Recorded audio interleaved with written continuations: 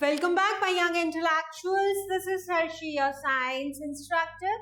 Today we are starting with chapter number 10, Sound of your course book. The topics that we are covering today are how sound is produced, sound कैसे produce होती है, how sound travels और travel कैसे करती है इधर से उधर, हम जो सुनते हैं एक दूसरे की बात सुन पाते हैं वो कैसे सुन पाते हैं, how it travels, characteristics of sound, sound के क्या क्या कैरेक्टरिस्टिक्स होती है, types of sounds, after that musical instrument and what is the difference between sound and the noise. Yes, this is very important. Sound तो हम सबको पता है लेकिन noise क्या होता है, right? So हम इस chapter में इन सब के बारे में पढ़ेंगे डिटेल में. But before starting with the chapter, as we do always, तो हम क्या करेंगे, warm up exercise करेंगे.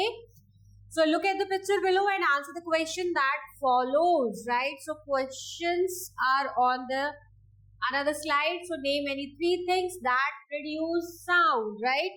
So in this picture, you need to see the things that are producing sound. So human beings, obviously, they can produce sound. Animals, birds. This person is playing flute, right? So flute भी sound produce करती है, ठीक है? So all the musical instruments, they are producing sound. Next question is, do they produce the same type of sound? Obviously not, right? सबकी sound different होती है, right? Dog की different sound है, birds के different sound है. Birds की sound को क्या बोलते हैं? Chirping. Dog barks. और ह्यूमंस की डिफरेंट साउंड है, इनफैक्ट फ्लूट और म्यूजिकल इंस्ट्रूमेंट की भी डिफरेंट साउंड्स होती है. So can you recognise the people you know by hearing their voice? Yes, sometimes, right? अगर हम कुछ लोग बहुत जल्दी पहचान जाते हैं किसी की आवाज सुनकर कि कौन बोल रहा है. अदरवाइज क्या होता है, sometimes it is difficult but most of the time we can recognise the people by their voice. Are sound always pleasant to your ears? Every time, whenever you are hearing anything, is it pleasant to you? या आपको सुनकर बहुत अच्छा लगता है? No, not every time, right? बहुत बार बहुत ज़्यादा शोर होता है and we feel we are getting irritated with the sound, right? तो हर बार हमें pleasant नहीं लगता सुनने में. So let's continue with the chapter introduction. Objects that produce a sound are called sources of sound, right? Like us. I am teaching to you. I am the source of the sound, right? So अगर dog bark कर रहा है तो dog is a source of sound. Birds chirp कर रही है तो यानी birds are the source of the sound because we can hear and produce sounds. Talk means we are able to produce the sound as well as we are able to hear, right? हम sound तो produce करते ही करते हैं, तो इस वजह से हमें क्या बोला जाता है, sources of sound. लेकिन हम सुन भी पाते हैं उन sounds को with the help of our ears. और ears हमारा क्या है, sensory organ है. Our most fundamental means of communication is through sound. और हम अपने बातें, अपने thoughts एक से दूसरे के पास कैसे पहुंचा सकते हैं? With the sound only, right? जब हम बोलते हैं तो दूसरा सुनता है. So it is a medium of communication, right? या तो हम लिख कर बताते हैं या फिर हम बोल कर बताते हैं. In this chapter we will learn how sound is produced and its other characteristics. So let's start. How sound is produced? Sound कैसे produce होती है human beings पे? तो ऑब्वियसली साउंड हमारे थ्रोट में लैरिंक्स होता है. लैरिंक्स को हम और क्या बोलते हैं नॉर्मल लैंग्वेज में? Voice box. तो वॉइस बॉक्स की हेल्प से हम साउंड प्रोड्यूस करते हैं, राइट?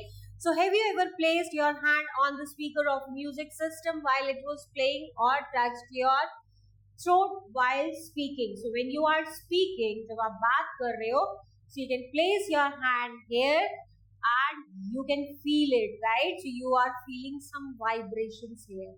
कुछ हिलता हुआ, कुछ vibrations, कुछ अलग vibrations होती हैं. तो ये बोलते हैं हम, इसको क्या बोलते हैं? इसको vibrations बोलते हैं. And similarly, अब अगर आपने कोई म्यूजिक सिस्टम चलाया तो उसके साथ में जो स्पीकर्स होते हैं, when you touch the speakers तो क्या होता है, स्पीकर्स में भी वाइब्रेशन होती है, बट म्यूजिक सिस्टम में थोड़ी ज्यादा होती है क्योंकि उसकी आवाज हम ज्यादा तेज कर लेते हैं, हमारी कंपैरेटिवली थोड़ी कम होती है, right, but you will feel vibration, right. So what sensation did you experience, you likely to felt vibration. So इनको क्या बोलते हैं हम, वाइब्रेशंस बोलते हैं. अगर हम अपने थॉट पे हाथ रखे लाइक दिस, या फिर हमने स्पीकर पर, म्यूजिक सिस्टम में स्पेसिफिकली स्पीकर के ऊपर आपको हाथ रखना है, then you will feel the vibrations. A vibration is defined as a rapid back and forth movement of a body around a central position. तो हमने लास्ट क्लास में किसके बारे में पढ़ा था, पेंडुलम के बारे में पढ़ा था. I'll draw the pendulum for you. ये पेंडुलम होता है, ये इसका मेन पॉइंट होता है, और फिर ये यहाँ मूव करता है, एंड देन ये यहाँ. So let's say this is A, B and C. So it goes here, then it comes here, then it will go at this position. तो इसको क्या बोलते हैं, पेंडुलम का किस तरीके का मूवमेंट होता है, to and fro movement, right. तो आगे जाना पीछे आना, आगे जाना इस तरीके से वाइब्रेशन होती है, राइट. तो ये होता है to and fro movement of a body, या वाइब्रेशन का टू एंड फ्रो मूवमेंट होता है, इसी को हम वाइब्रेशन कहते हैं. और because of the vibrations sound produce होते हैं, right. So sound is generated as a result of this vibration. So जो भी बॉडीज क्या करती है, वाइब्रेट करती हैं, वाइब्रेशन के बाद ही साउंड प्रोड्यूस होता है. Therefore, sound can be described as a vibration that is audible. तो ये ऐसी वाइब्रेशन है जो ऑडिबल है, यानी जिसको हम सुन सकते हैं. वाइब्रेशंस को भी हम, यानी साउंड भी दो तरीके की होती है, ऑडिबल एंड नॉन ऑडिबल या अनऑडिबल.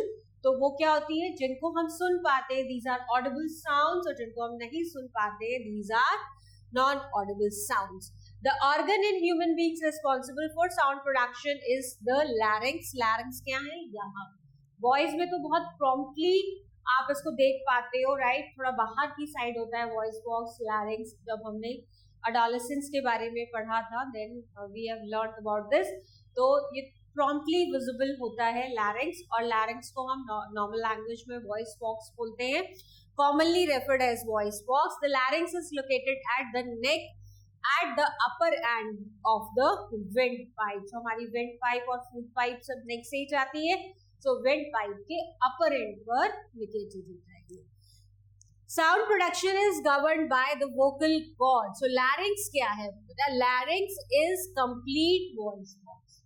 Larynx is, this is trachea. So larynx is complete voice box, right? अब पूरा वॉइस बॉक्स, पूरा जो वॉइस का सिस्टम है जिसको लैरिंक्स बोलते हैं, बट जो साउंड प्रोड्यूस होती है, यानी वाइब्रेशंस किस पार्ट पे होती है लैरिंक्स के, वो होता है vocal cord. So there is a difference, voice box and vocal cord, right.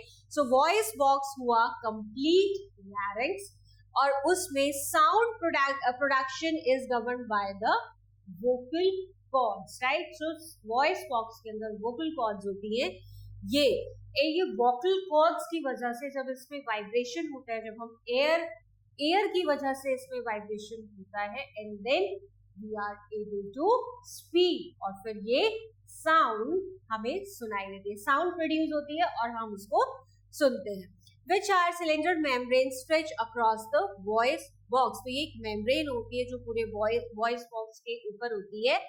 Which are cylinder membrane stretch across the voice box. Muscles attached to the vocal cord can adjust their tensions. Means जो इसके ऊपर membrane होती है, ये क्या करती है, कभी ओपन होती है, कभी क्लोज होती है, कभी ओपन होती है, कभी क्लोज होती है. So either making them tight or loose. These muscles enable us to produce a variety of sounds, right? So ये कभी ये close situation है, ये open situation है, किसकी, voice vocal cords की, right? तो ये जो muscles होती है, ये tighten भी हो सकती है, loose भी होती है. loose होती है तो क्या होता है, close, tighten होती है तो close हो जाती है, loose होती है तो open हो जाती है. इस तरीके से tightening and loosening इसमें चलता रहता है. And because of this क्या होता है, साउंड प्रोड्यूस होता है.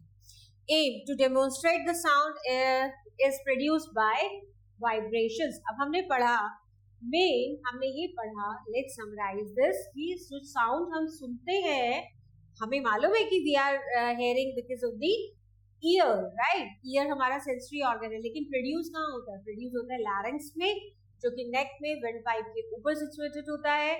इसको हम वॉइस बॉक्स भी बोलते हैं. वॉइस बॉक्स में क्या होते हैं, वोकल कॉर्ड्स होते हैं. जब वोकल कॉर्ड्स में एयर की हेल्प से वाइब्रेशन होता है और वो वाइब्रेशन साउंड प्रोड्यूस करता है, and then we are able to hear the sounds, right. तो ये मेनली साउंड हुआ वाइब्रेशन. वो ऐसी वाइब्रेशन जो साउंड प्रोड्यूस करती है, उनको मतलब ऐसी वाइब्रेशन जिनसे हमें आवाज आती है और हम सुनते हैं, these are called sound. So this is called the sound one, right? So the vibration is defined as a rapid back and forth movement of a body. तो वाइब्रेशन का मतलब बैक एंड फोर्थ, जैसे कि pendulum करता है ऐसे. अब आप पेंडुलम को इधर ले गए और आपने छोड़ दिया, so it will come this, then this, then this. So ये होता है to and forth movement, right. So अब हम एक्टिविटी करते हैं to demonstrate that sound is produced by the vibrations. कैसे साउंड प्रोड्यूस हो रहा है. अ कैसेट प्लेयर और टेलीविजन, एक टीवी लेंगे या फिर कोई भी हमारा सीडी प्लेयर होगा. कैसेट प्लेयर तो बहुत पहले आते थे, राइट. तो अब सीडी प्लेयर्स आते हैं, या फिर आपका कोई भी म्यूजिकल सिस्टम है, तो टीवी या फिर कोई भी म्यूजिकल सिस्टम है जिसमें से आवाज आती है, क्योंकि स्पीकर सब में होते हैं, right. So hold your throat with your finger tips. Now speak और sing about 5 to 10 seconds. What do you feel. और इसके अलावा turn on the CD player और TV, place your palm on the speaker. What do you feel, right. आपको vibrations feel होंगी. So in the first case you would be able to feel the vibrations in your throat, and in the second case you should be able to feel the vibration in the speaker. So sound is produced by vibration. So are we all clear how sound gets produced? Are we all clear? Very good. So next topic is how sound travels. अब हमने ये देखा sound produce कैसे होता है. अब हम देखेंगे हम sound produce हो गया, लेकिन अगर हम उसको सुन नहीं पा रहे हैं तो वो साउंड हमारे लिए किसी यूज का नहीं है, राइट. अगर हम लिपसिंग करें, इफ आई एम लिपसिंग और अगर आपको मेरी साउंड नहीं आ रही है, so it's of no use, right. So sound हम कम्युनिकेट कब कर पाएंगे एक दूसरे के साथ, जब आवाज निकलेगी, राइट. अब आवाज जब निकलती है उसको जब दूसरा इंसान सुनता है, कोई और सुनता है, वो कैसे, क्योंकि साउंड को कोई मीडियम जरूरी होता है. मीडियम क्या होते हैं, सॉलिड, लिक्विड और गैसेस, राइट. तो क्या होता है साउंड को ट्रैवल करने के लिए, क्योंकि साउंड कैसे ट्रैवल करती है, साउंड वेव्स की फॉर्म में ट्रैवल करती है, लाइक दिस, राइट. तो ये वेव्स की फॉर्म में ट्रैवल करती है, तो एक मीडियम चाहिए होता है इसको ट्रैवल करने के लिए, और तब ये सामने वाले या किसी और के पास पहुंचती है. Then the person would understand what I have said or you have said, right. So we will see the mechanism how it is happening. Have you ever thrown pebbles into the pool of water? The impact of pebbles in water creates ripples of waves that spreads in the pool. कोई भी pool या कोई pond हो, उसमें आपने अगर water stagnant है, रुका हुआ पानी है, and then you throw a pebble into it, तो आप क्या देखोगे, कुछ सर्कल इस तरीके की वाइब्रेशंस जनरेट हो जाती है पानी के ऊपर, राइट. तो यही वाइब्रेशंस हैं, right. So these vibrations cause wave in the air in the same way. इसी तरीके की वाइब्रेशंस जो होती हैं वो हवा में भी ट्रेवल करती है, राइट. हवा में, बिकॉज हवा तो सब जगह प्रेजेंट है, एटमॉस्फेयर का पार्ट है. तो क्या होता है जब हम बोलते हैं air is present, so when we are speaking, तो ये वाइब्रेशंस जो क्रिएट हुई है, ये वाइब्रेशन इस फॉर्म में ट्रेवल करती है, like this person is beating the drums, right.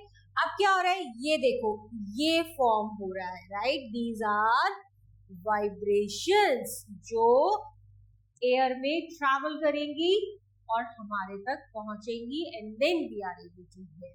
So vibrations cause waves in the air. In the same way, we hear the sound when these waves reach our ears. To understand how this happens, let us take the examples of loudspeaker.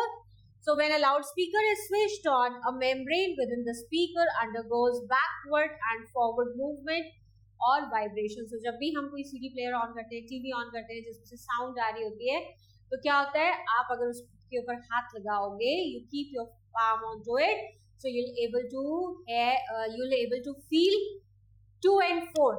आगे आता है, पीछे आता है, आगे तो बहुत rapidly, जल्दी जल्दी जल्दी जल्दी जल्दी जल्दी जल्दी जल्दी. जितना ज्यादा स्पीड होगा, अभी हम देखेंगे कि इसके क्या क्या कैरेक्टर्स होते हैं साउंड के, कैरेक्टरिस्टिक्स ऑफ साउंड्स, राइट. तो आपको 2 and 4 मोशन फील होगा. This is only the vibration, right. So vibration in the air molecule surrounding the loud speaker. अब वो क्या होता है, वहां से जो मॉलिक्यूल्स एयर में भी हैं, हमने सॉलिड, लिक्विड, गैसेस पढ़ा था, तीनों स्टेट. सॉलिड में बहुत टाइटली पैक्ड मॉलिक्यूल्स होते हैं, उसके अलावा लिक्विड्स में थोड़ा लूजली पैक्ड होते हैं, और एयर में क्या होता है, बहुत दूर दूर, right. I will make you understand one more time. This is solid, और यहाँ पर जो मॉलिक्यूल्स होते हैं वो बहुत टाइटली पैक्ड होते हैं, इनके पास कोई स्पेस नहीं होता है कि ये मूव कर पाए. वेयर एज अगर हम लिक्विड की केस में बात करें तो लिक्विड में थोड़ा दूर दूर होते हैं, और अगर हम गैसेस की केस में बात करें तो ये बहुत दूर दूर होते हैं, राइट.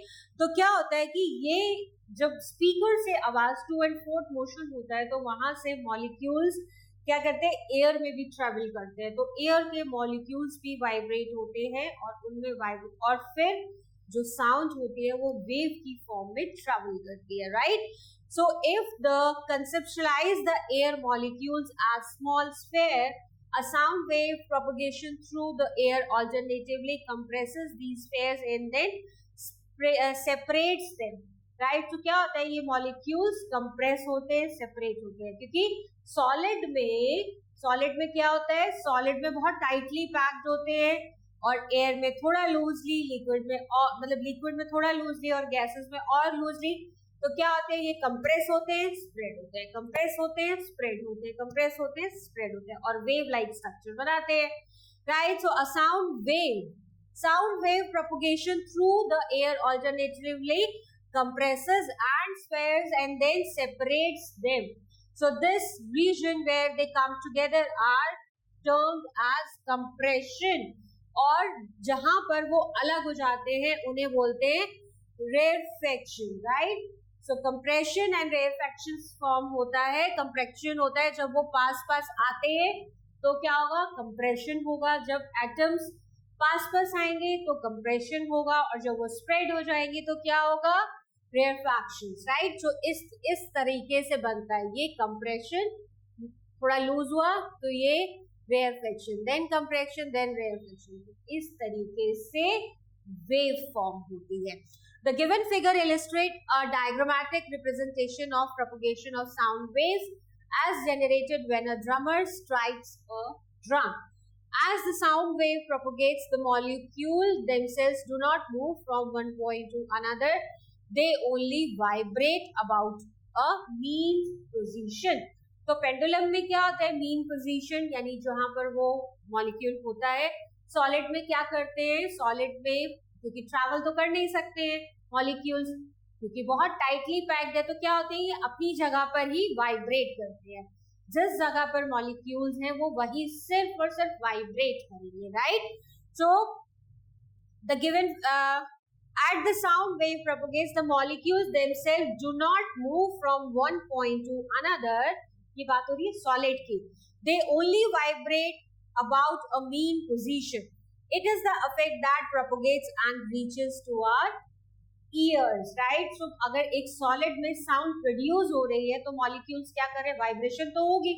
अगर वाइब्रेशन नहीं होगी, यानी 2 and 4 मूवमेंट नहीं होगा मॉलिक्यूल्स का, तो साउंड ही प्रोड्यूस होगी, राइट. तो अगर सॉलिड से साउंड प्रोड्यूस हो रही है तो मॉलिक्यूल्स वाइब्रेट हो रहे हैं, then it reacts with the air molecules, और एयर में आने के बाद फिर एयर के मॉलिक्यूल्स तो ट्रैवल कर सकते हैं क्योंकि वो लूजली पैक्ड है, तो फिर ये एयर में ट्रैवल करती है. एयर में क्या होता है, मॉलिक्यूल्स कभी कंप्रेशन होता है और कभी रिफ्रैक्शन होता है. कंप्रेशन रिफ्रैक्शन, कंप्रेशन रिफ्रैक्शन होगा, and because of this it creates a wave and then it reaches with us, right? Reaches to us. Sound needs a medium to travel. As I already told you, कि sound को travel करने के लिए, क्योंकि wave की form में travel करता है, कोई ना कोई मीडियम जरूर चाहिए, राइट? मीडियम यानी सॉलिड होगा या लिक्विड होगा या गैस होगा. Sound waves require a material like solid, liquid और gas to travel through. They can not travel through vacuum. Vacuum का मतलब जहां पर एयर भी प्रेजेंट ना हो. अगर कोई वैक्यूम कंडीशन है जहां पर एयर प्रेजेंट है, वहां साउंड ट्रैवल नहीं करेगा, right? So this is because sound travels by producing a vibration in the molecules of the medium surrounding it, and there are virtually no molecules in vacuum. और sound travel कैसे करता है? Wave की form में. और wave कब बनती है? वेव बनती है जब मॉलिक्यूल्स में कंप्रेशन होता है या फिर रिफ्रैक्शन होता है, right? Compression refraction, compression refraction की वजह से वेव फॉर्म होती है. और ये कंप्रेशन और रिफ्रैक्शन किस में होता है? मॉलिक्यूल्स में होता है. और वैक्यूम में क्योंकि एयर प्रेजेंट नहीं है, एयर प्रेजेंट नहीं है तो कोई भी मॉलिक्यूल नहीं है, तो इस वजह से हम वैक्यूम में सुन नहीं पाते हैं. Activity to show that sound travels more efficiently through solids. So children, this is the activity time. Aim to show that sound travels more efficiently through solid. Solid में सबसे ज्यादा efficiently जो है साउंड ट्रेवल कर सकता है, क्योंकि बहुत टाइटली पैक्ड मॉलिक्यूल्स होते हैं. Materials needed a long table like this. और मेथड क्या है? Make a friend A sit under the table and another B to put his ear on the table top. इस तरीके से एक बच्चा नीचे बैठा है और एक बच्चे ने अपने जो ईयर्स हैं उसको टेबल के साथ लगाए हुए हैं. Take a friend A, sit under the table, and other B is put his ear on the table top. Now scratch the other side on the table very gently. This girl, she is scratching. Scratching मतलब इस तरीके से वो क्या कर रही है? Would पर क्या कर रही है? स्क्रैच बना रही है, right? So find out which one of your friend heard you scratching the table. किसने सुना? इसने सुना या इसने सुना? कौन सा बच्चा ज्यादा अच्छे से सुन पाएगा? ऑब्वियसली जिस बच्चे ने टेबल पर कान लगाए हुए हैं वो ज्यादा अच्छे से स्क्रैच साउंड सुन पाएगा. You will find that friend who puts his ear to the table top B would have heard the sound, and the other friend A would not have heard it. क्योंकि इसके कान table के साथ नहीं लगे हुए, ये normal वो आवाज सुन पाएगा जो एयर के थ्रू ट्रैवल करके आएगी, राइट? बट इसने वो साउंड सुनी क्योंकि जो सॉलिड के अंदर पास हुई, क्योंकि सॉलिड में ज्यादा अच्छे से साउंड ट्रैवल करता है, साउंड वेव ट्रैवल करती है. क्योंकि वेव ट्रैवल तो नहीं करती क्योंकि जो मॉलिक्यूल्स होते हैं वो बहुत ज्यादा टाइटली पैक्ड होते हैं और वो वाइब्रेट करते हैं, राइट? तो जब इस लड़की ने इसने स्क्रैच किया तो ये सॉलिड के थ्रू पास होते होते इस बॉय तक पहुंच गई, लेकिन वो यहाँ तक नहीं पहुंची. क्यों? क्योंकि उसकी आवाज बहुत हल्की थी, बहुत हल्की साउंड थी, और ये क्या करेगी? वेव की फॉर्म में ट्रैवल करेगी, तो इस बच्चे को इसलिए सुनाई नहीं दिया. So conclusion, the sound you made travel through the table but was not strong enough to travel through air. तो वो इतनी स्ट्रॉन्ग नहीं थी कि वो एयर में ट्रैवल करके इस बच्चे को सुनाई दे पाए. अभी हम पढ़ेंगे इस चैप्टर में आगे कि हमारी लिमिटेशंस क्या हैं. एक लिमिटेड एक यूनिट है, उस यूनिट से नीचे कि अगर साउंड प्रोड्यूस होती है तो हम नहीं सुन पाते हैं, और एक लिमिट दी हुई है, डिफाइन की हुई है कि ह्यूमन ईयर्स केवल इस लिमिट से इस लिमिट तक ही इसके बीच की साउंड्स को ही सुन पाते हैं. अगर उस यूनिट से कम के नीचे की साउंड होगी तो वो नहीं सुन पाएंगे, या उससे ज्यादा की होगी तो भी नहीं सुन पाएंगे, ठीक है? तो हमारी ईयर्स की एक कैपेसिटी है. So if it had traveled through air, friend A would have heard it before friend B because he or she was closer to the sound, right? क्योंकि ये सबसे ज्यादा क्लोज था वुड के, तो इसलिए इसको हल्की सी साउंड भी स्क्रैच की आ गई, और सॉलिड में बहुत अच्छे से साउंड जो है वो ट्रैवल करती है, right? So how our ear catch sound?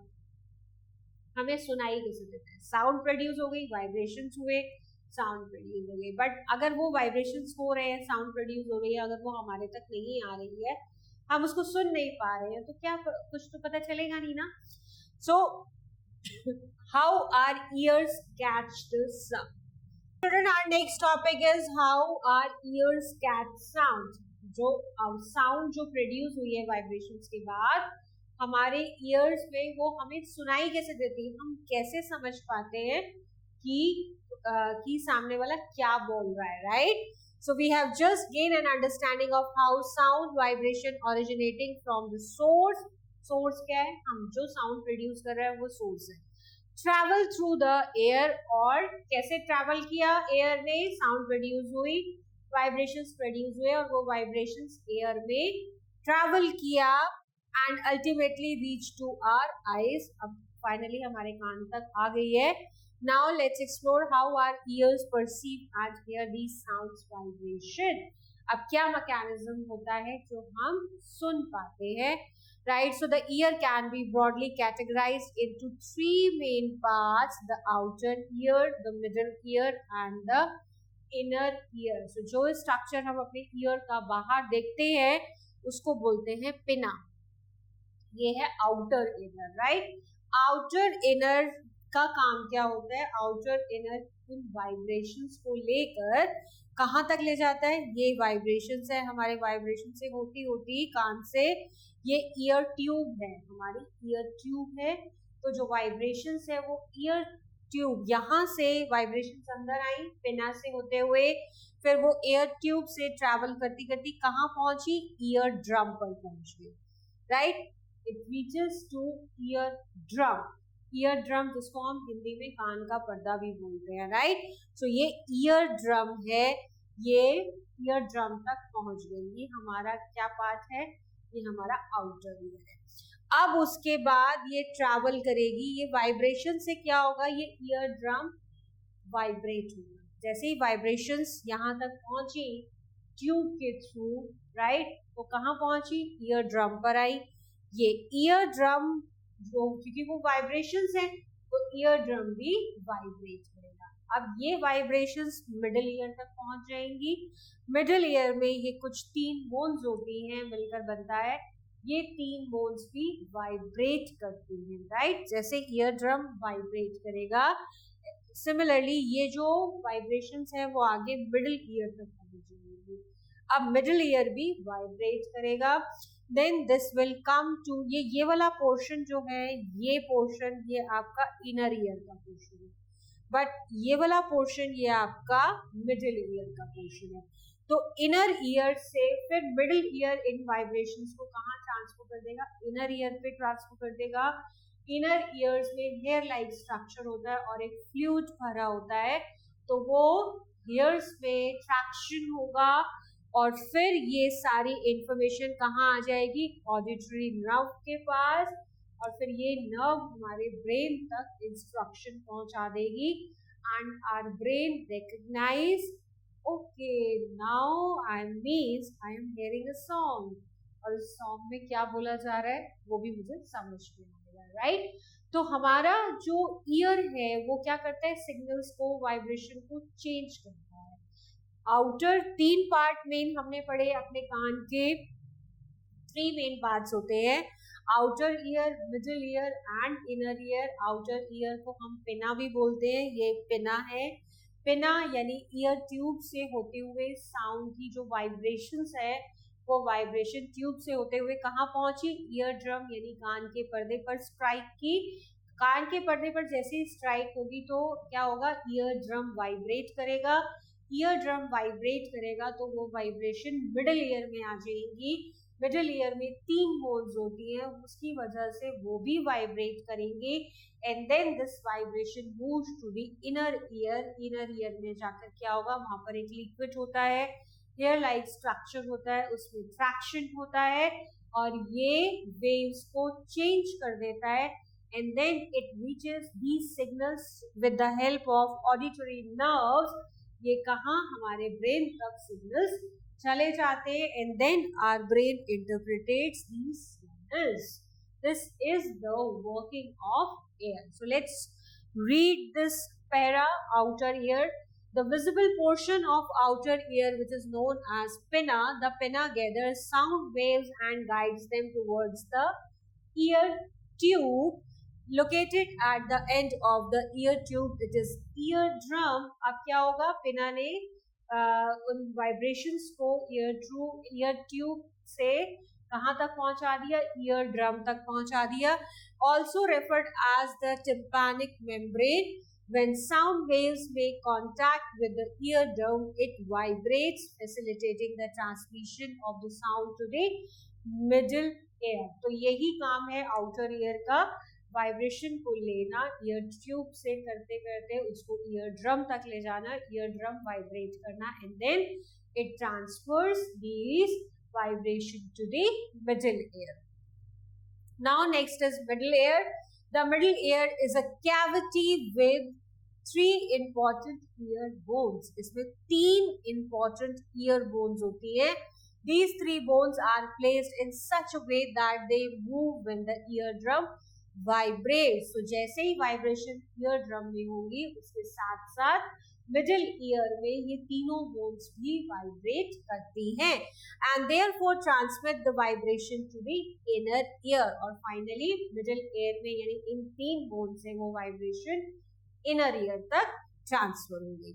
अब इनर ईयर में क्या होगा, the inner ear is connected to the middle ear through a small opening. The inner ear is filled with a fluid and this fluid vibrates.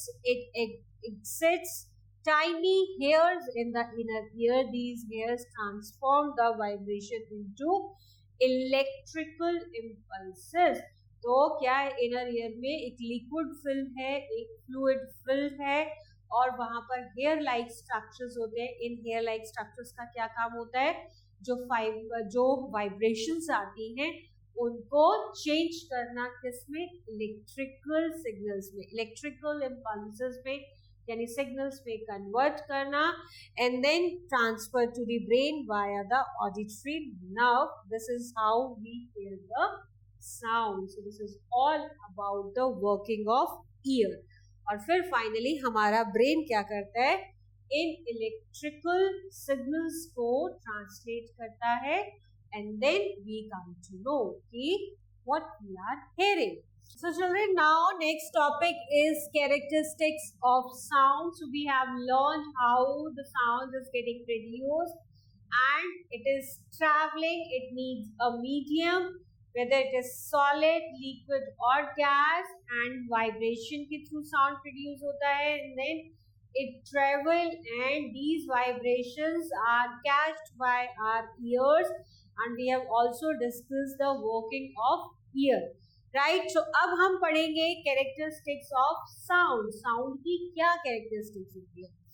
So sound travels in the form of wave. हमें सबको पता है, we have learn that कि sound कैसे travel करता है, एक wave की फॉर्म में, like this. Right. So it travels in the form of wave. Right. ये एक वेव है. Waves are characterized by 3 basic quantities. They are frequency, speed and amplitude. तो waves की 3 quantities होती है. क्या क्या होता है, पहला होता है frequency, दूसरा होता है speed, तीसरा होता है amplitude. 2 of the main characteristics of sound are pitch and loudness. अब sound के भी 2 characters होते हैं. 2 कैरेक्टरिस्टिक्स क्या क्या होते हैं, एक तो साउंड लो है या लाउड है, या तो कोई धीरे बोल रहा है या फिर कोई तेज बोल रहा है. तो लो और लाउड कभी हमें सुनाई नहीं देता, तो हम क्या बोलते हैं ना कि इंक्रीज द वॉल्यूम. और या फिर कभी किसी से लड़ाई हो रही होती है, हॉट आर्ग्यूमेंट्स हो रहे होते हैं, तो क्या बोलते हैं, don't be so loud. Right. Speak nicely, धीरे बोलो, इतना तेज मत बोलो. तो एक कैरेक्टर होता है loud, which is low voice, और द लाउडेस्ट यानी तेज आवाज आ रही है. दूसरा कैरेक्टरिस्टिक होता है साउंड का पिच. पिच का मतलब कि आपकी आवाज पतली है या मोटी है. Right. This is called pitch. तो साउंड के भी 2 कैरेक्टर होते हैं और वेव्स के 3 कैरेक्टर होते हैं, एम्पलीट्यूड, स्पीड एंड फ्रीक्वेंसी। अब हम देखते हैं इनमें क्या रिलेशन होता है। When in turn are determined by frequency and amplitude of the wave respectively। तो यानी कि क्या होता है, पिच डिपेंड करती है फ्रीक्वेंसी पे, लाउडनेस डिपेंड करती है amplitude of wave. I'll write down for you, pitch जो है, पिच किसके लिए है, पिच है फ्रीक्वेंसी के लिए, मतलब वेव की फ्रीक्वेंसी पे डिपेंड करती है pitch, frequency, whereas loudness of the voice depends on what, it depends on amplitude of a wave, amplitude of a wave, right. तो फ्रीक्वेंसी एंड एम्पलीट्यूड, पहले अभी ये समझते हैं, फिर हम देखेंगे कि एम्पलीट्यूड क्या होता है, फ्रीक्वेंसी क्या होता है, राइट। सो अभी हम स्टेप बाय स्टेप चलेंगे। सबसे पहले रिवाइज इट कि साउंड जो होती है वो ट्रैवल करती है in the form of wave, और वेव के 3 कैरेक्टरिस्टिक्स होते हैं। बेसिक होता है frequency, speed and amplitude. Wave के 3 कैरेक्टर्स होते हैं या 3 क्वालिटीज होती है, क्या होती है, speed, frequency and amplitude. Similarly sound की 2 क्वालिटीज और 2 कैरेक्टरिस्टिक्स होते हैं, पिच एंड लाउडनेस। तो पिच डिपेंड करती है frequency of wave, whereas loudness depends on the amplitude of a wave, right. Amplitude पे डिपेंड करती है। ये एक वेव है, राइट। तो दिस, ये एक सपोज ये एक मीन पोजीशन है, mean position, remember that pendulum का example, the same example is given here, right। so understand this is the mean position। यहाँ से क्या होगा, जितना maximum point है जो यहाँ तक movement होगा, this is called the amplitude। और amplitude जितना बड़ा होगा उतनी ही ज्यादा loudness होगी वॉइस। अगर आप कभी भी देखो, अगर आप अगर कंप्यूटर में आप कोई गाने सुन रहे हैं, तो आजकल इस तरीके की बहुत सारी आपको आती है कि जब वॉइस गाना चल रहा होता है तो इस तरीके की वेव्स फॉर्म होती है, राइट। इस तरीके की वेव्स अगर आप उसका साउंड यानी लाउडनेस बढ़ा देते हैं तो ये बड़े बड़े कर्व्स बनते हैं, लाइक दिस। तो इफ यू रिमेम्बर पेंडुलम का एग्जाम्पल, दैट पेंडुलम की ये मीन पोजीशन है, यानी यहाँ से, और ये एक्सट्रीम पोजीशन है, राइट। तो ये यहाँ से इसको 1 ऑसिलेशन बोलते हैं। लेट्स से अगर वो मूवमेंट स्टार्ट कर रहा है पॉइंट बी से, तो वो पहले सी तक जाएगा, then it will come back to the point B. This is called 1 oscillation. तो 1 ऑसिलेशन में जो एक्सट्रीम पोजीशन है मीन पोजीशन से, जहां तक क्या होता है, मैक्सिमम स्ट्रेच हो सकता है, यानी कि ये बॉब जो है ये मैक्सिमम जहां तक स्ट्रेच कर सकता है, this is called the extreme position. वही similarly understand this is a mean position, और मीन पोजीशन से ये इतनी हाइट है, राइट। आई ड्रॉ, जैसे कि अब इसका हायर पिच हो गया तो ये इस तरीके से बनने लगेंगी, राइट। सो विच मीन्स जो एम्पलीट्यूड है वो हाई हो गया, राइट। तो ये हाई एम्पलीट्यूड हो गया, यानी कि जितना ज्यादा एम्पलीट्यूड होगा उतनी ही ज्यादा लाउडनेस होगी। क्या था, loudness depends on amplitude of a wave. So this is how it is connected, right. So we will use the example of oscillation of a simple pendulum to explain the term amplitude, time period and frequency। तीनों को explain करेंगे with this.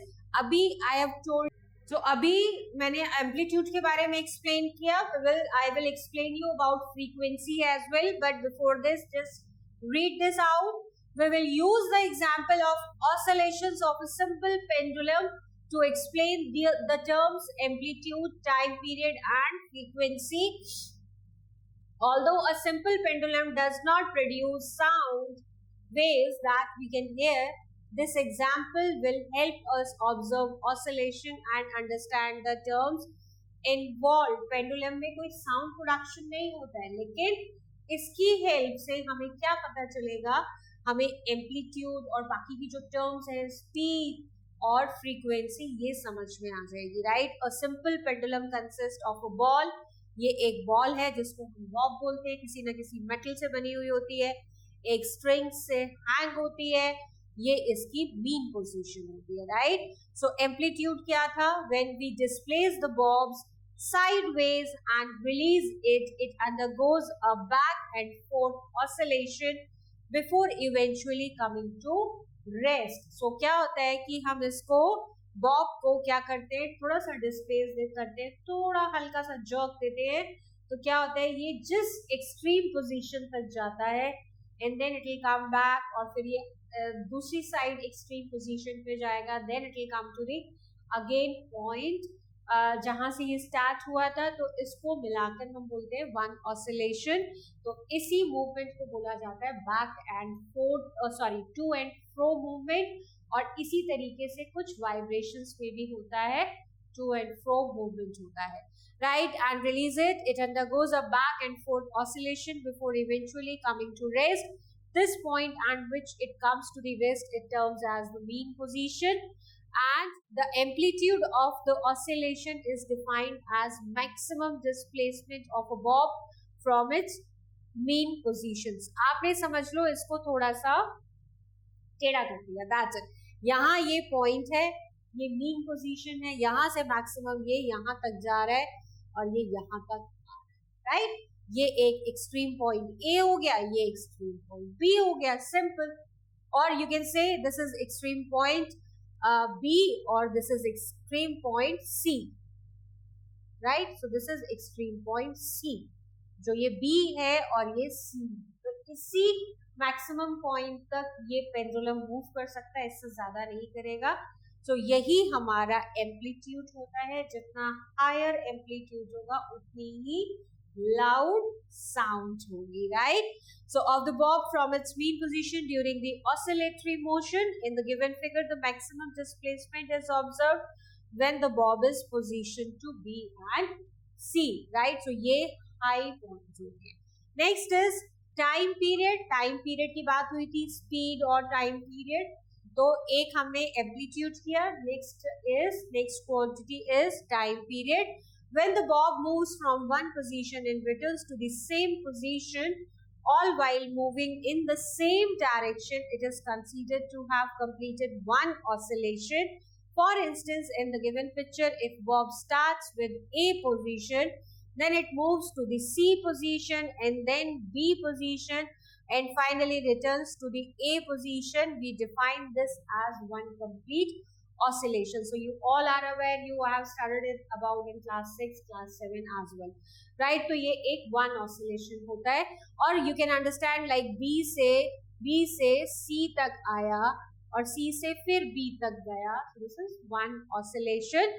तो for instance, this we have covered, so defined as one complete oscillation. The duration required to finish one oscillation is referred to as the time period of the oscillation and is measured in seconds. तो एक oscillation को complete करने में कितना time लगा उसको हम period कहते हैं, और उसको हम मेजर किस पे करते हैं, यानी यूनिट क्या होती है, सेकेंड्स। तो ऑसिलेशन मेजर किए जाते हैं सेकेंड्स में, एक सेकेंड में कितने ऑसिलेशन हुए। लेट्स से ये B पोजीशन से C तक आया, C से B तक आया, ये वन ऑसिलेशन हुआ। सो लेट्स से कोई भी अगर वाइब्रेशन है या मूवमेंट हो रहा है, लेट्स से 1 सेकेंड में 5 ऑसिलेशंस हैं, 5 oscillations in 1 second, right? So this is the time period. Are we all clear about this? No confusion in this?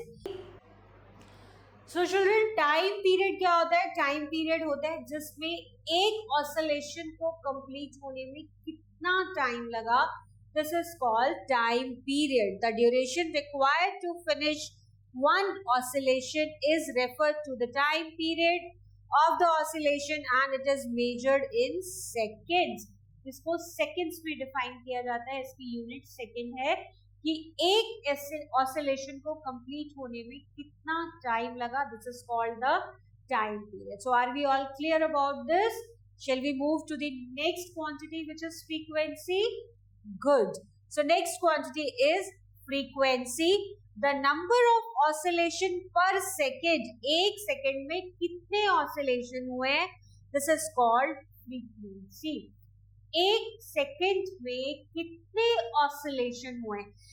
एक oscillation होने में कितना टाइम लगा? वो होता है टाइम पीरियड. एक सेकेंड में कितने ऑसिलेशन होते हैं? कभी कभी अगर बहुत तेज वाइब्रेशन है, 20 ऑसिलेशंस और 10 ऑसिलेशन, 15 ऑसिलेशन, so 15 ऑसिलेशंस पर सेकेंड. क्या होगा? फ्रीक्वेंसी क्या होगी? 15 ऑसिलेशंस पर second. So this is called the frequency. जितनी ज्यादा हाई फ्रीक्वेंसी होगी तो साउंड इसमें क्या होगा? फ्रीक्वेंसी से पिच पर इफेक्ट होगा, राइट? पिच पर इफेक्ट आएगा. So the number of oscillations per second, this is called frequency of oscillation. For example, if the bob of pendulum moves 5 times through the point B in a second, its frequency is 5 per second. So an SI unit of frequency is per second. This is considered as hertz and we write down into short form है HZ, capital H और नीचे Z और वैसे इसको लिखते हैं HERTZ, hertz. तो एक सेकेंड में जितने ऑसिलेशन होते हैं वो हर्ट्ज होता है, right? In honour of a German physicist जिनका नाम था Heinrich R Hertz. Heinrich R Hertz के नाम पर इसकी यूनिट का नाम दिया गया है, विच इज हर्ट्ज. हर्ट्ज का मतलब होता है पर सेकेंड में कितने ऑसिलेशन हुए. When we say that vibrating body has a time period, we mean that it completes one oscillation in t seconds. एक ऑसिलेशन को कंप्लीट होने में माइक्रो सेकेंड्स लगेंगे, नैनो सेकेंड्स लगेंगे, क्योंकि हम बात कर रहे हैं फ्रीक्वेंसी की. जैसे इस एग्जाम्पल की बात कर रहे हैं तो इसमें 5 ऑसिलेशन पर सेकेंड, एक सेकेंड में 5 ऑसिलेशन हो रहे हैं. So this is called frequency. Let's say कुछ माइक्रो सेकेंड्स लगे. फॉर इंस्टेंस एक ऑसिलेशन को कंप्लीट होने में 10 माइक्रो सेकेंड्स लगे, तो 10 micro second is the time period, right? So there is a difference.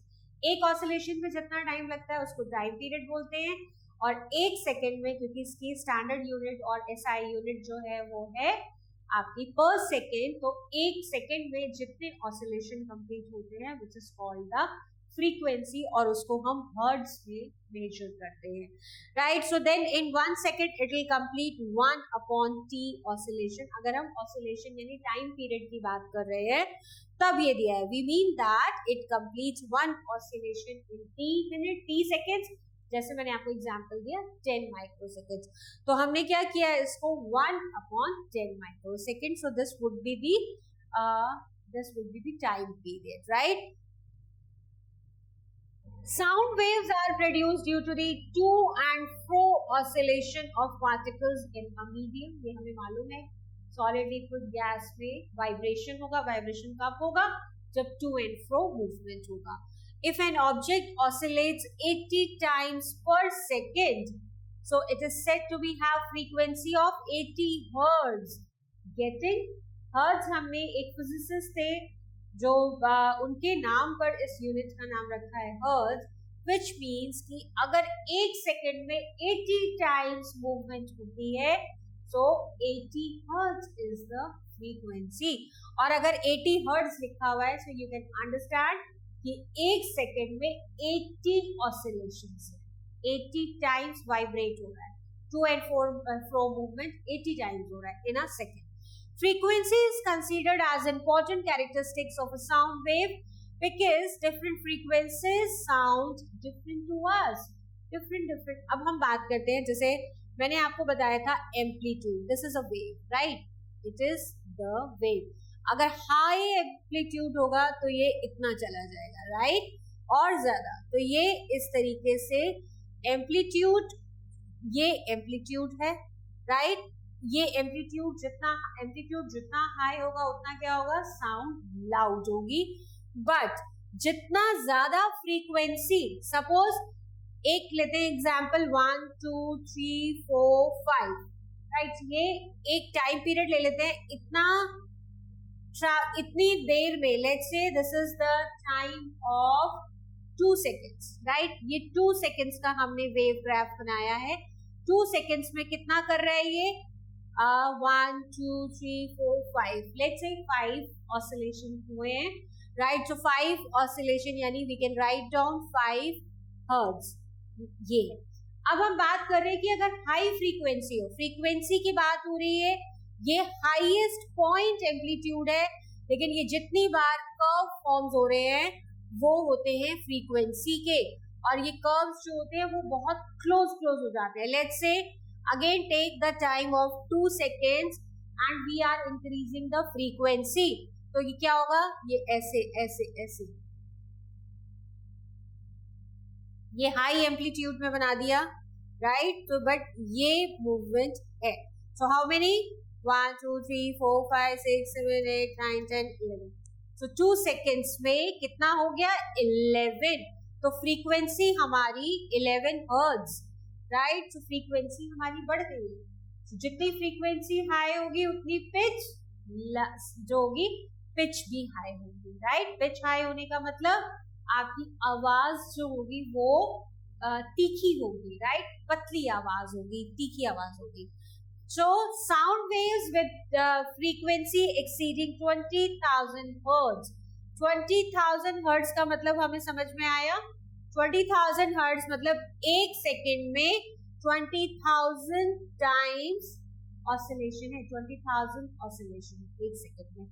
तो ह्यूमन ईयर की टेंडेंसी या कैपेसिटी है कि वो वही साउंड सुन सकते हैं जो 20 हर्ट्ज से 20,000 हर्ट्ज के बीच में है, right?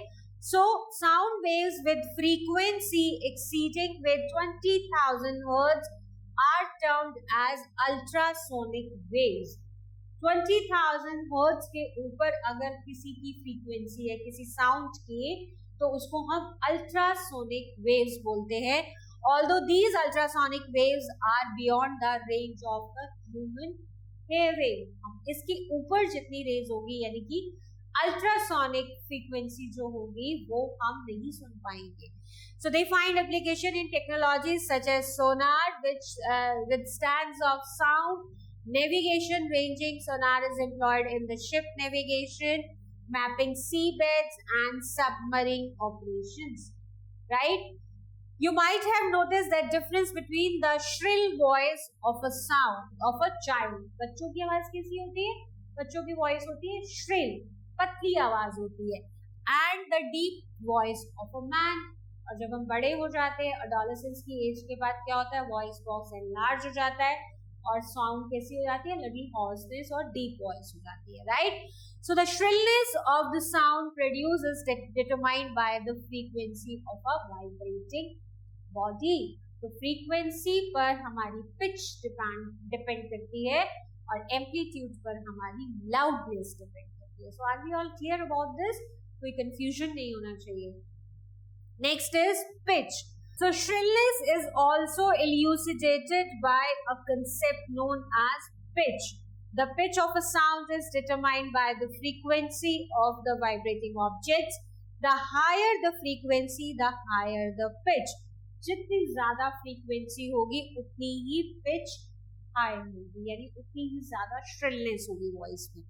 Sounds with higher pitch are perceived as shrill, while those which lower pitch are perceived as deep or gruff to our ears, right? So अगर आवाज क्या होती है, थोड़ा भारी होती जाती है, उतना क्या होता है? फ्रीक्वेंसी कम हो जाती है. Loudness. The loudness of a sound is determined by the amplitude of the vibrating body producing the sound. I have already explained you. The greater amplitude corresponds to the loudest sounds being produced. जितना ज्यादा amplitude होगा उतना ज्यादा loud voice होगी, right? अब जैसे यहाँ पर इस एम्पलीट्यूड के कंपैरिजन में ये लाउडर होगा, राइट? ये कर्व जितना ऊपर जाता है उतना ही नीचे भी आता है वेव्स, राइट? तो ये एम्पलीट्यूड हाई होगा और इसका एम्पलीट्यूड यानी लाउडनेस कम होगी. इसकी फ्रीक्वेंसी कम होगी, इसकी फ्रीक्वेंसी ज्यादा होगी. जितनी ज्यादा फ्रीक्वेंसी होगी उतनी श्रिलनेस वॉइस में ज्यादा होगी. तो अब बात करते हैं एम्पलीट्यूड की। एम्पलीट्यूड के साथ क्या कनेक्टेड है? Lower amplitude. लोअर एम्पलीट्यूड ये देख रहे हो, ये कर्व, छोटे कर्व्स आ रहे हैं, राइट, ये छोटे कर्व्स आ रहे हैं। सो lower amplitude soft voice. Soft का मतलब होता है कि धीरे धीरे बोलना, तो वो लोअर एम्पलीट्यूड। अगर आपकी वॉइस बहुत हाई है तो ये कर्व्स हाई है, राइट। सो जितना ज्यादा एम्पलीट्यूड होगा उतनी वॉइस लाउड होगी। Speed of sound, sound waves travel at different speeds in different substances.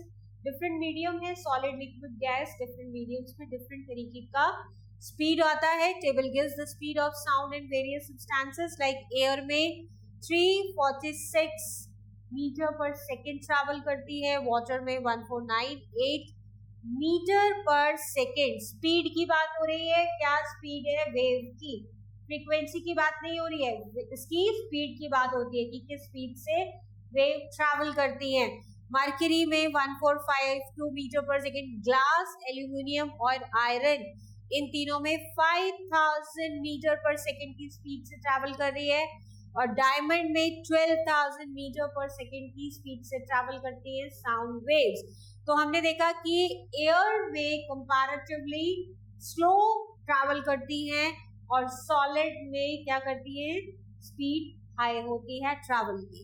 The speed of sound depends on the various factors such as temperature कितना है एटमॉस्फेयर में, nature क्या है, फिजिकल स्टेट क्या है, right, liquid, solid, gas. For example, the speed of sound in air is about 330 metre per second at 0 degree Celsius and 346 metre per second at room temperature. तो temperature भी matter करता है, nature भी matter करता है और physical state भी matter करता है। जैसे 330 मीटर पर सेकेंड किस टेम्परेचर पर है? 0 डिग्री सेल्सियस पर, और 346 मीटर पर सेकेंड है रूम टेम्परेचर पर। So also notice from the table that sound waves travel faster in solid and slowest in gases. Next topic is types of sound. Sound can be of different types: soft, loud, pleasant, unpleasant, musical, audible और inaudible. जो सुनाई देती है वो audible, जो नहीं सुनाई देती है inaudible. कुछ soft sound है, soft sound का मतलब कोई धीरे धीरे बोलता है, किसी की बहुत आवाज तेज होती है, loud होता है। कुछ sounds हमें सुनने के लिए अच्छे लगते हैं, pleasant, कुछ अनप्लेजेंट होते हैं जिनको हम बिल्कुल सुनना पसंद नहीं करते, like Hawking of horns, unnecessarily horns जो बजते हैं वो अनप्लेजेंट लगते हैं। कुछ म्यूजिकल है, राइट। सो ये डिफरेंट क्या है? Types of sound. Some sounds may fall into more than one category. एक तरीके की साउंड बहुत सारी कैटेगरीज में भी आ सकती है। For instance, the sound produced when an aeroplane takes off is both loud and unpleasant. वो लाउड भी होती है और अनप्लेजेंट भी होती है, right. So the sound produced by a marble cutter on the other hand may not be as loud, but some people might find it irritating and unpleasant. कुछ आवाज ऐसी होती है जो बहुत इरिटेटिंग होती है, बहुत ज्यादा हमें सुनने में बुरी लगती है। Next is Audible and inaudible sounds. Audible sounds का मतलब जो हम सुन पाते हैं, inaudible sounds जो हम नहीं सुन पाते हैं। Although it is true that all bodies that vibrate in air produce sound waves, right? पूरे चैप्टर में इतना हमें बेसिक हमें पता चल गया है कि साउंड कब प्रोड्यूस होती है? जब वाइब्रेशंस होती हैं। So we cannot hear all of them. सारी वाइब्रेशंस हम नहीं सुन पाते हैं। Sometimes a group of neighborhood dogs start barking on their own. क्या होता है? डॉग्स होते हैं हमारे नेबरहुड में, पेट्स होते हैं, वो अपने आप ही क्या करते हैं? बार्क करते रहते हैं। While the residents living in the area are left wondering what provoked the dogs to bark. कि भाई वो डॉग्स क्यों भौंक रहे हैं, उनको पता ही नहीं चलता। क्यों नहीं पता चलता? One possible reason could be that the dogs might have heard some unfamiliar high pitched sound जो neighbors नहीं सुन पा रहे हैं, right? जो neighbors नहीं, which the residents did not hear. Our ears are sensitive only to certain age of frequencies, which is 20 hertz to 20,000 hertz. We cannot hear sound waves of frequency below 20 hertz and above 20,000 hertz, dogs have ability to hear very high pitched sounds which we cannot. यानी कि हमारी capacity कितनी है 20 hertz से 20,000 hertz तक की है, जो मैंने अभी बताई भी थी. हम उनसे कम फ्रीक्वेंसी की भी साउंड्स नहीं सुन पाते हैं और उससे ज्यादा फ्रीक्वेंसी की साउंड भी नहीं सुन पाते हैं, जबकि जो डॉग्स होते हैं वो उससे भी ज्यादा हाई फ्रीक्वेंसी की साउंड को सुन पाते हैं. राइट. सो 20 हर्ट्ज से नीचे की जो साउंड्स होती है उनको इंफ्रासोनिक साउंड बोलते हैं, और 20,000 हर्ट्ज से ऊपर की जो साउंड्स होती है वेव, उनको हम अल्ट्रासोनिक वेव्स बोलते हैं. तो हम ना तो इंफ्रासोनिक यानी 20 हर्ट्ज से नीचे की साउंड सुन पाएंगे, ना तो हम अल्ट्रासोनिक यानी कि 20,000 हर्ट्ज से ऊपर की साउंड को सुन पाते हैं. Many animals make sound that we do not hear because the frequency they produce are either too low or too high. So बहुत सारी साउंड्स हैं हमारे एटमॉस्फेयर में, वो हमें नहीं पता चलती है क्योंकि वो इस डिफाइंड फ्रीक्वेंसी रेंज पे या तो कम है या फिर ज्यादा है. Next is musical instrument. Musical instrument, music सबको पसंद होगा, I am sure. Everybody likes music and most of you या कुछ लोगों को बजाना भी अच्छा लगता होगा. Right. So we find certain sound pleasant and associate them with music. In a musical sound, there are number of frequencies present in a defined ratio or relation to each other. Broadly, musical instruments are classified into 3 categories. कौन सी हैं? Stringed instruments, wind instruments and percussion instrument. 3 तरीके के instruments में define किया हुआ है. पहला आता है स्ट्रिंग इंस्ट्रूमेंट. जिन इंस्ट्रूमेंट में स्ट्रिंग्स होते हैं लाइक गिटार, सितार, वायलिन. तो इसमें क्या होता है, स्ट्रिंग्स को प्लग किया जाता है और प्लगिंग ऑफ स्ट्रिंग्स की हेल्प से डिफरेंट साउंड्स प्रोड्यूस किए जाते हैं. So generated through the vibrations of a string, the pitch or shrillness of the sound is modified by adjusting the length of a vibrating section. So length के ऊपर, length की वजह से किसका, pitch को adjust किया जाता है. ये musical instruments है, तो pitch को अगर adjust करना है तो length of strings पे depend करता है.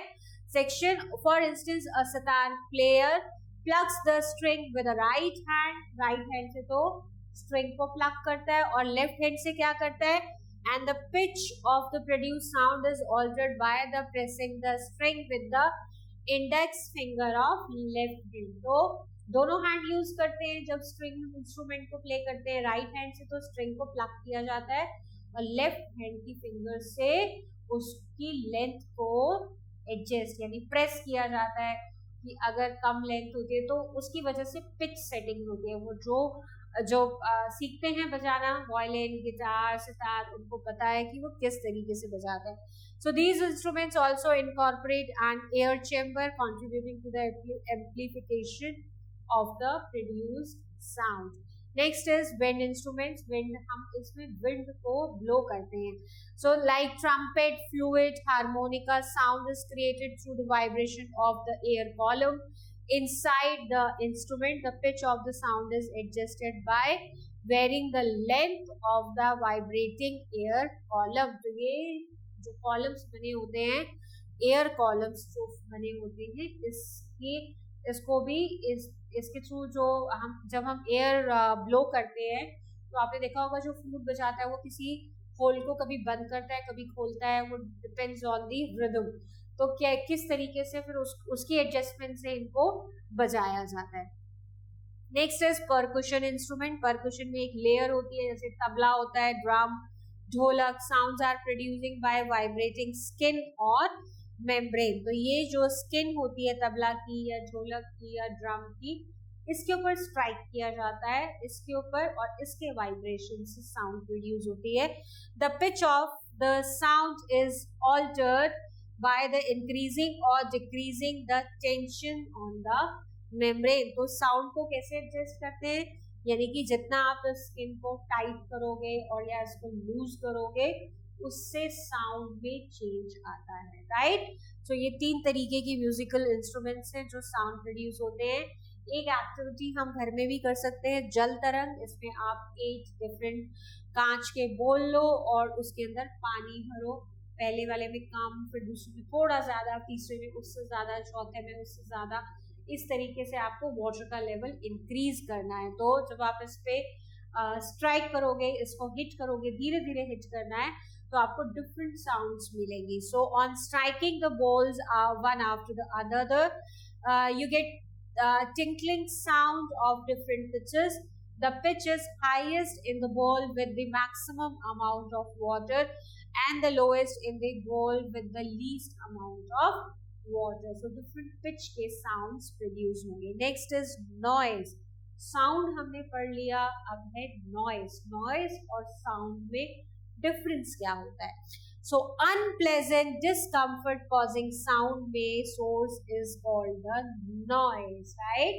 So sound होती है pleasant, लेकिन unpleasant irritating sound जो होती है उनको हम बोलते हैं noise, right? So sustained presence of harmful, unwanted or annoying noise in the environment is called the noise pollution, right? Factories में मशीनों की आवाज आती है, honking of हॉर्न्स की आवाज आती है, या और भी कुछ चीजें कट रही है, कुछ मतलब डिफरेंट काम, types of works is being done, जो वॉइस हमें अनप्लेजेंट लगे, जो हमें इरिटेट करे, दिस इज द नॉइज। और एनवायरनमेंट में बहुत ज्यादा नॉइज पोल्यूशन है।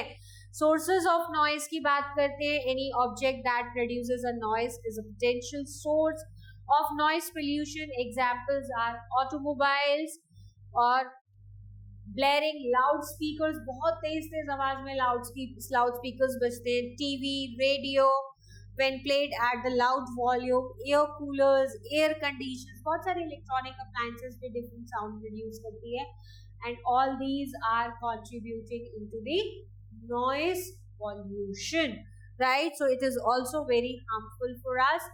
Harmful effect for the noise pollution. Noise can Jarring effects on us. The effects of noise pollution on people should not be underestimated. Here are some of the harmful effects of the noise pollution. First, irritation and decline in concentration. Concentration कम हो जाती है, बच्चे पढ़ रहे होते हैं और exams है, वहीं साथ में आपके नेबरहुड में या घर की आपकी सराउंडिंग में कोई फंक्शन है, उन्होंने बहुत हाई वॉल्यूम पर क्या कर रखा है, म्यूजिक सिस्टम प्ले किया हुआ है, तो इट रियली इरिटेट्स यू और आपका फोकस भी जाता है इससे। So irritation and decline in concentration. Next, disruption of sleep and onset of stress, right? So इतना ज्यादा इरिटेशन के बाद क्या होता है, स्ट्रेस आ जाता है, नींद डिस्टर्ब होती है, which can contribute to elevated blood pressure, और blood pressure फ्लक्चुएशन होता है, ब्लड प्रेशर बढ़ता है।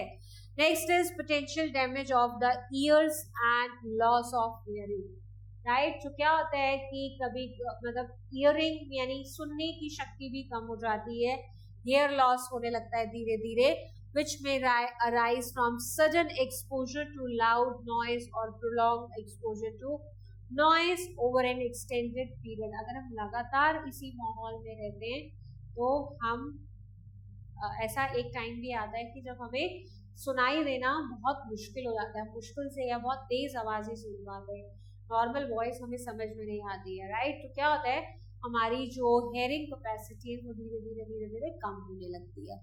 Measure to reduce noise pollution, minimize noise pollution requires a certain degree of discipline from all of us. Some of the measures one should adopt to keep noise pollution under control. First is avoid the use of loudspeakers. Residents in flat or houses close proximity should refrain from speaking loudly or playing television or music at high volume to avoid disrupting their neighbors. So neighbors अगर एक society में रहते हैं, घर बहुत पास पास में है, तो हमें क्या करना चाहिए, बहुत ज़्यादा अपने टीवी का वॉल्यूम या फिर अपने म्यूजिक सिस्टम का वॉल्यूम या घर में भी बहुत ज़ोर ज़ोर से नहीं बोलना चाहिए, सो दैट दूसरे लोगों को डिस्टर्बेंस ना हो। When driving, individual should abstain from playing loud music and using the horn unnecessarily. Honking नहीं करनी चाहिए हमें, और म्यूजिक सिस्टम यानी जो हम ड्राइव करते हैं तो म्यूजिक सिस्टम भी लाउड नहीं होना चाहिए. So let's memorize the points. Important points are vibration. What is it?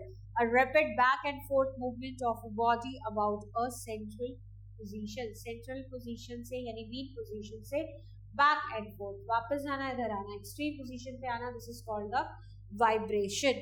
Amplitude क्या होता है? The maximum displacement from mean position during an oscillation. एक maximum stretch जैसे हमने A point से B तक ले गए थे वो उसका मैक्सिमम स्ट्रेच था मीन पोजीशन से, right.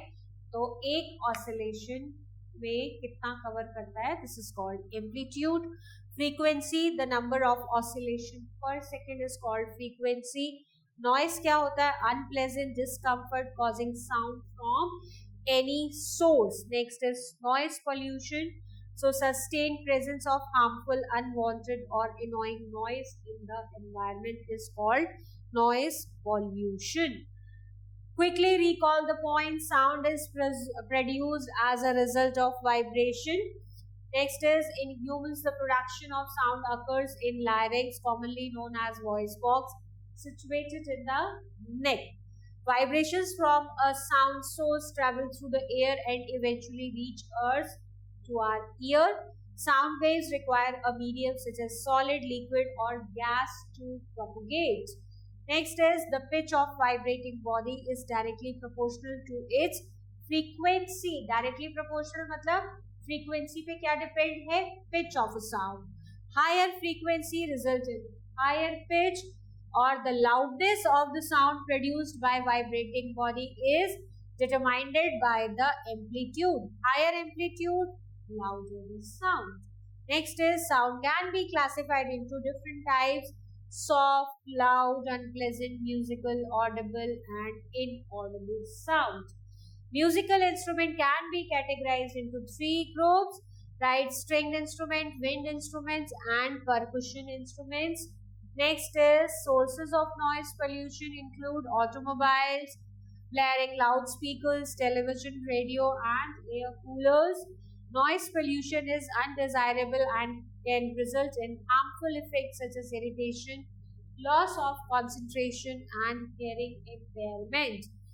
Reducing noise pollution can be achieved by adopting practices such as avoiding the use of loudspeaker, avoiding playing music at high volume and using the car horn judiciously, by avoiding unnecessarily honking while driving. Now let's proceed for the exercises.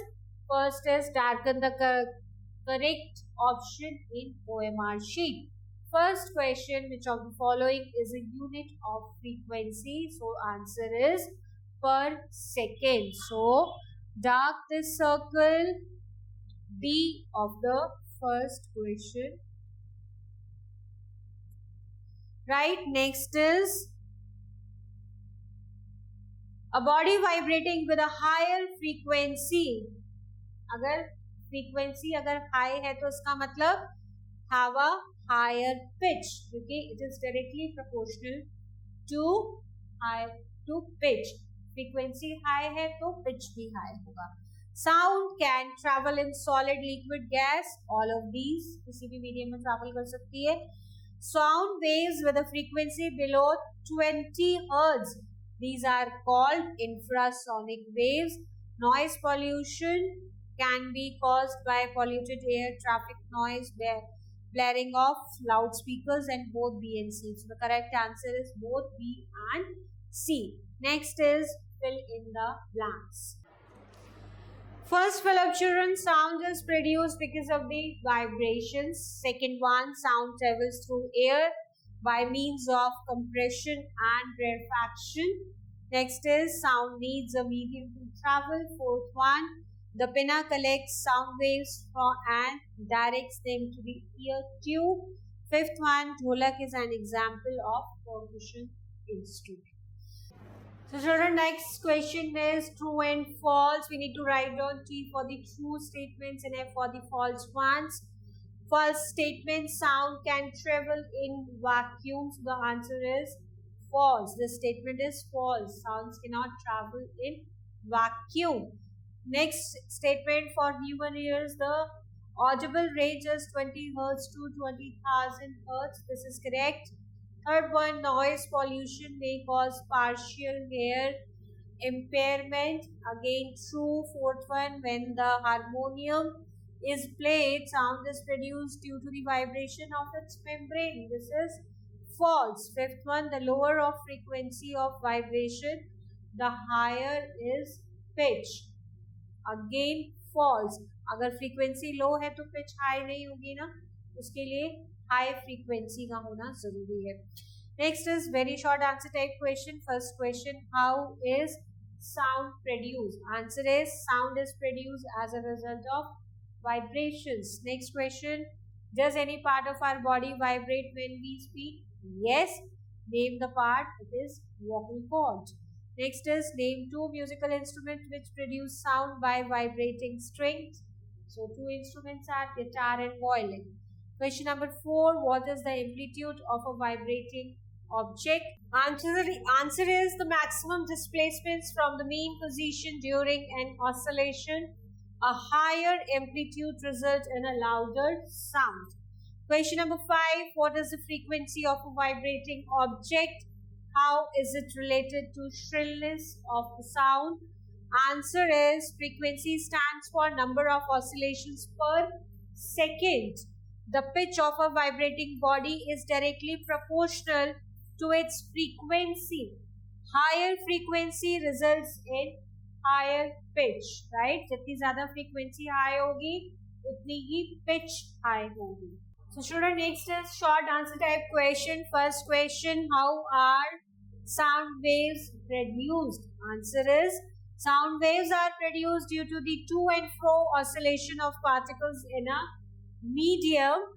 In an object oscillates, if an object oscillates 50 times per second, it is said to have a frequency of 50 Hz, right? तो एक second में जितना oscillation होता है उसको frequency कहते हैं.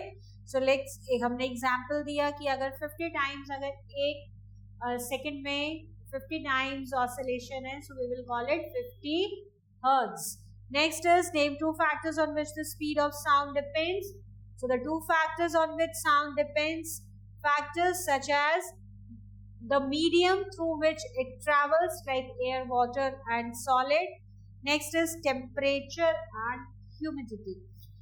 Question number 3, what is the time period of an oscillation? Answer is the time period of an oscillation is the time it takes for one complete cycle of oscillation to occur.